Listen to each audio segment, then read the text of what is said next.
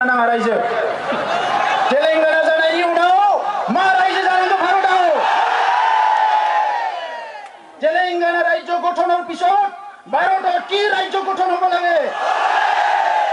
तेलेंगाना के बाद भारत में क्या नया राज्य होना चाहिए गोसा बुंनांगोन We want Bodoland We want Bodoland सिलाय बारुद जर नङा खुगाजोंनो खोनाहोनांगोन जोंहाबो सोरबा दैदेनगिरिफ्रा होनगासिनो दङ 40 बोसोर रायजो जायानो रायजोफोर नोंथांमोननो 40 बोसोर रायजो नांगोना 40 बोसोर उनाव नांगोना दानो नांगोन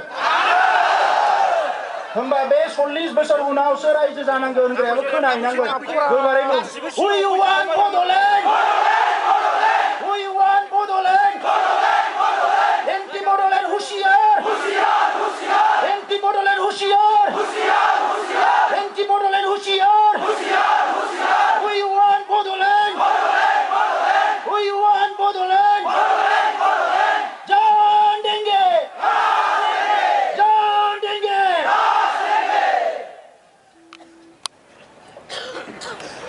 जोंनि